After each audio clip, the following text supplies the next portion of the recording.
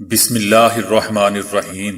السلام علیکم دوستو، دنیا بھر کی خبروں میں آج آپ سنیں گے کہ متحدہ عرب امارات میں کورونا کے مریضوں کو ہاسپٹل لے جانے کے لیے آئسولیشن کیپسول بیڈز استعمال کیے جائیں گے۔ 18 سال قبل وزیر اعظم مودی کو قصاب کہنے والا پولیس آفیسر مشکل میں۔ دبئی میں پاکستان آنے والے مسافروں کو مہنگے ٹکٹس فروخت کیے جا رہے ہیں، مسافروں کا احتجاج، ٹکٹ کاؤنٹر بند۔ اسرائیلی حکومت ایک نیا قانون بنا رہی ہے جس کے تحت فلسطینی اتھارٹی کو دی جانے والی رقوم اب قبضے میں لی جا سکے گی۔ امریکی ریاست میسوری نے کورونا کے معاملات کو غلط انداز میں ہینڈل کرنے پر چین کے خلاف مقدمہ دائر کر دیا۔ بھارت میں آن لائن کلاسز کے ذریعے بچوں کی شناخت اور ذاتی معلومات چوری ہونے کے خدشات بڑھ گئے۔ افریقی ملک نے دعویٰ کیا ہے کہ مقامی طور پر پیدا ہونے والی جڑی بوٹی سے بنی چائے کورونا کا علاج ثابت ہو سکتی ہے۔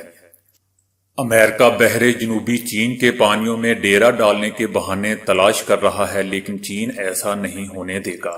چائنا۔ ٹرمپ کا کہنا ہے کہ امریکہ اور شمالی کوریا میں یقیناً لڑائی ہو جاتی اگر وہاں کم جونگ کی جگہ کوئی دوسرا لیڈر ہوتا۔ سعودی حکومت کے اخراجات میں توازن برقرار رکھنے کے لیے تیل کی قیمت کو $85 فی بیرل تک ہونا چاہیے، مگر قیمت تو مائنس میں چلی گئی۔ صدر ٹرمپ نے امیگریشن پر پابندی لگا دی۔ نیو یارک ٹائمز کی ہیڈ لائن کہ امریکہ میں تارکین وطن یا غیر ملکیوں کو بند کر دیا جائے گا۔ تو آئیے چلتے ہیں اب خبروں کی ڈیٹیل کی طرف۔ متحدہ عرب امارات حکومت نے اعلان کیا ہے کہ کورونا سے متاثر مریضوں کو ہاسپٹل منتقل کرنے کے لیے آئسولیشن کیپسول بیڈز استعمال کیے جائیں گے۔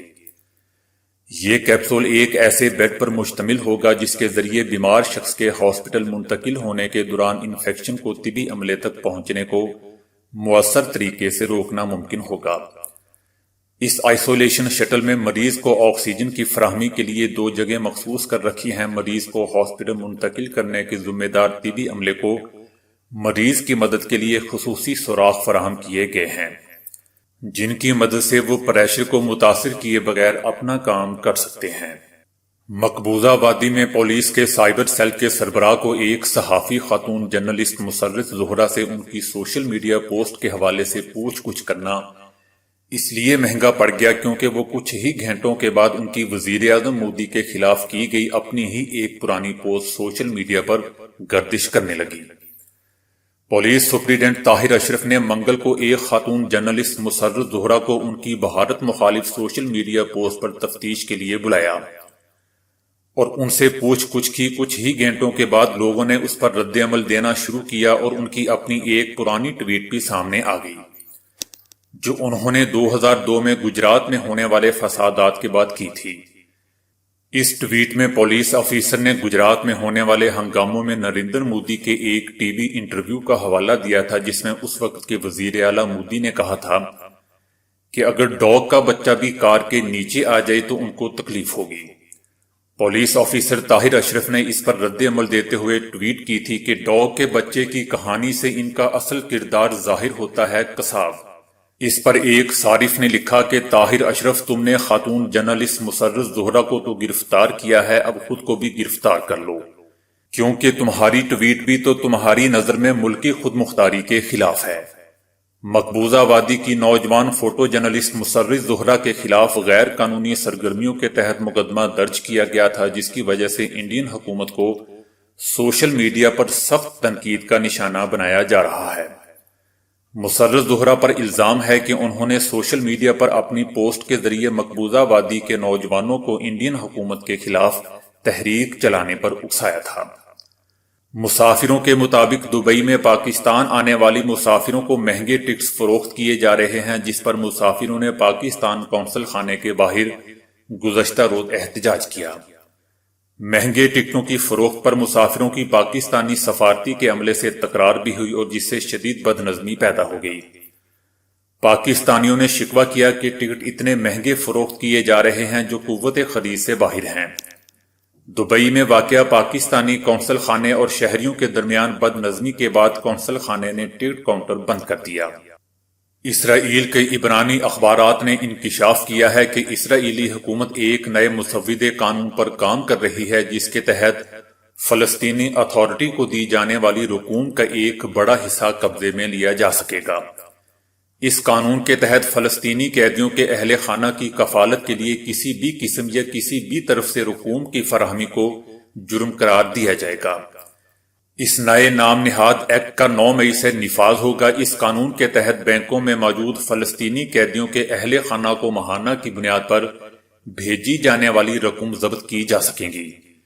اسرائیلی حکومت کی طرف سے اسرائیلی بینکوں کو ہدایت نامہ جاری کر دیا گیا ہے جس میں ان سے کہا گیا ہے کہ وہ فلسطینی قیدیوں کے اہل خانہ کو رقوم کی فراہمی کے کسی بھی اکاؤنٹ کو منظور نہ کریں۔ امریکی ریاست میسوری نے کورونا کے معاملات کو غلط انداز میں ہینڈل کرنے پر چین کے خلاف مقدمہ دائر کر دیا ہے جس نے الزام عائد کیا ہے کہ چینی حکومت کے عہدیدار اس کو پھیلانے کے ذمہ دار ہیں۔ مقدمہ ریاست میسوری کے اعلیٰ وکلاء کے ذریعے وفاقی عدالت میں دائر کیا گیا ہے جس میں کہا گیا ہے کہ چینی حکومت نے کورونا بارے دنیا سے جھوٹ بولا۔ چینی حکومت ریاست میسوری کے امریکی شہریوں سمیت دنیا بھر میں ہونے والی بڑے پیمانے پر اموات اور معاشی نقصان کی ذمہ دار ہے، لہٰذا ان کے خلاف قانونی کارروائی کی جائے۔ چین نے دنیا میں اس کے پھیلاؤ کو روکنے کے لیے آگاہی فراہم کرنے کی بجائے خاموشی اختیار کی رکھی۔ دوستو، کورونا کے الزامات پر مشتمل چینی حکومت کے خلاف کسی امریکی عدالت میں یہ اپنی نوعیت کا پہلا مقدمہ ہے، جو میرے خیال میں ایک خبر کے سوا کچھ نہیں۔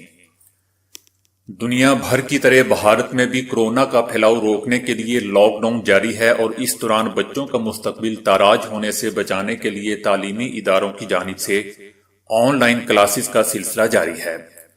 لیکن آن لائن کلاسز کے ذریعے بچوں کی شناخت اور ذاتی معلومات چوری ہونے کے خدشات بڑھ گئے ہیں۔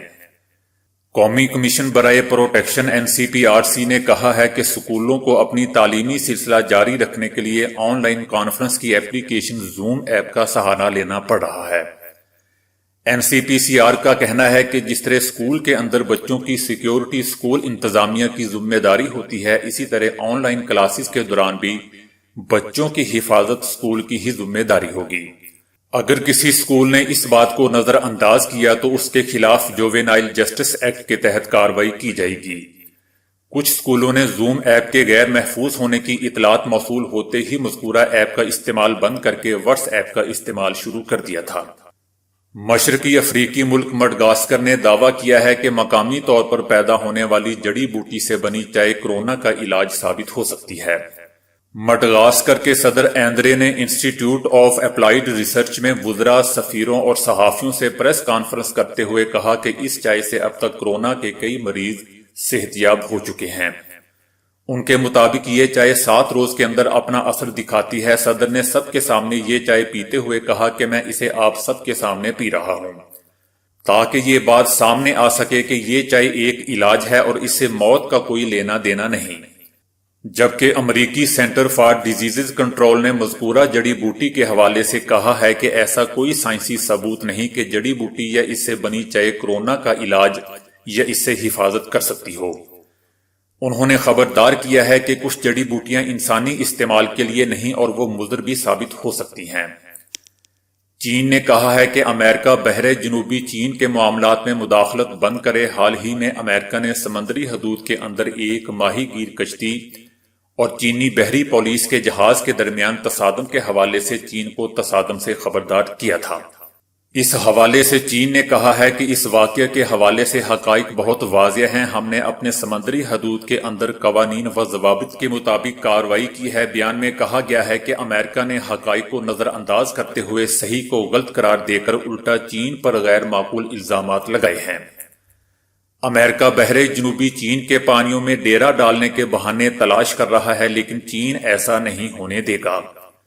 بیان میں کہا گیا ہے کہ ہم امریکہ کو خبردار کرتے ہیں کہ علاقائی صورتحال کو مزید نقصان سے بچانے کے لیے چین پر لغو الزامات کا سلسلہ بند کرے اور بحر جنوبی چین کے معاملات میں مداخلت بند کرے۔ امریکہ کے صدر ٹرمپ نے کہا ہے کہ وہ شمالی کوریا کے رہنما کم جونگ کے لیے جلد صحت یابی کے لیے دعا کرتے ہیں، لیکن انہیں ان کی خرابی صحت کی رپورٹ پر شک ہے۔ ایسی خبریں آ رہی ہیں کہ کم جونگ بیمار ہیں اور ان کی حالت انتہائی نازک ہے، ٹرمپ نے کہا، لیکن ہمیں اس بارے میں کچھ معلوم نہیں۔ میرے ان سے کچھ اچھے تعلقات ہیں اور میں ان کے لیے جلد صحت یاب ہونے کی دعا کرتا ہوں۔ اگر واقعی ان کی ایسی حالت ہے جیسی رپورٹ میں بتائی گئی ہے تو یہ کافی سنگین ہے۔ صدر ٹرمپ نے کہا کہ وہ ان کی خیریت پوچھنے کے لیے ان کے پاس جا سکتے ہیں۔ انہوں نے کہا کہ امریکہ اور شمالی کوریا میں یقیناً لڑائی ہو جاتی اگر وہاں کم جونگ کی جگہ کوئی دوسرا لیڈر ہوتا۔ دوستو، بی بی سی لکھتا ہے کہ تیل کی قیمتوں میں کمی عموماً ایسی اقوام کے لیے خوشی کی نوید لے کر آتی ہے جہاں اس کا استعمال بکثرت ہوتا ہے۔ یہی وجہ ہے کہ تیل کو کالا سونا کہا جاتا ہے۔ جب تیل کی قیمت زیادہ تھی تو اس سے حاصل ہونے والی آمدن تیل پیدا کرنے والی کمپنیوں اور ممالک کی تجوریاں بھر رہی تھی۔ اسی آمدن کی بدولت ایسے ممالک کی عوام کا گزر بسر ہو رہا تھا اور عوامی سہولیات میسر ہو رہی تھیں۔ مگر ایسے ممالک کے لیے اب تیل زحمت بن رہا ہے۔ کوئی ملک تیل کی پیداوار پر جتنا پیسہ خرچ کرتا ہے یہ اس کی کمزوری کو بھی ظاہر کرتا ہے۔ سعودی عرب تیل نکالنے پر سب سے کم خرچ کرتا ہے، مگر اس کے باوجود تیل پر سعودی عرب کا انحصار اس کے آمدن میں $100 ارب کی کمی کی شکل میں نکل سکتا ہے۔ سن 2014 میں تیل کی قیمتوں میں کمی کے اثرات اب بھی سعودی معیشت پر نظر آ رہے ہیں اور ابھی بھی وہ اس سے نکلنے کی کوشش کر رہا ہے۔ سعودی حکومت کے اخراجات میں توازن برقرار رکھنے کے لیے تیل کی قیمت کو $85 فی بیرل تک ہونے کی ضرورت ہے، جبکہ آج کل یہ قیمت -37 سے ہو کر آئی ہے۔ اب سعودی عرب کا کیا بنے گا؟ تیل کی گری ہوئی قیمتوں کا فائدہ سب سے زیادہ چین کو ہوگا، جو تیل کا سب سے بڑا صارف ہے۔ چین تیل کا 5واں بڑا درآمد کنندہ ہے اور ایک ایسے وقت میں جب وہ اپنی صنعتوں کو دوبارہ چلانے کے لیے کوشاں ہیں، اور رپورٹس یہ بھی ہیں کہ وہ خام تیل کو ذخیرہ کر رہا ہے۔ مجموعی طور پر اب جبکہ تیل کی قیمتیں گر چکی ہیں تو تیل پیدا کرنے والے ممالک میں شدید کساد بازاری یا ریسیشن کے امکانات بڑھ گئے ہیں۔ تاہم اگر یہ ریسیشن زیادہ عرصہ جاری رہتا ہے تو بہت سے دیگر ممالک کو بھی اس کا فائدہ ہوگا، جس میں پاکستان بھی شامل ہے۔ امریکہ میں ایک خبر کورونا اور تیل کی قیمتوں میں بڑی کمی بڑے پیمانے پر پاکستانیوں پر بجلی بن کر گری ہے۔ صدر ٹرمپ نے امیگریشن پر پابندی لگا دی ہے۔ نیو یارک ٹائمز نے ایک بڑی ہیڈ لائن سٹوری کے طور پر اس بات کو شائع کیا ہے کہ امریکہ میں تارکین وطن یا غیر ملکیوں کو بند کر دیا جائے گا۔ پاکستانی، انڈین اور دوسرے ممالک سے آنے والے لوگ اس اعلان پر انتہائی پریشان ہیں، اس لیے کہ امریکہ میں 1.10 کے قریب مختلف ملکوں کے تارکین وطن موجود ہیں، جو مختلف طریقوں سے امریکہ گئے اور اب مقامی معیشت کا حصہ بن چکے ہیں۔ دوستو، شاید آپ کو یاد ہو کہ ٹرمپ نے حکومت میں آنے کے بعد فوری طور پر غیر ملکیوں کے بارے میں سخت رویہ اپنایا تھا۔ انہوں نے سب سے پہلے 11 ملکوں پر سفری پابندیاں لگائیں، بعد ازاں میکسیکو کے آنے والے شہریوں پر پابندی لگانے کے لیے سرحد پر دیوار بنانا شروع کی۔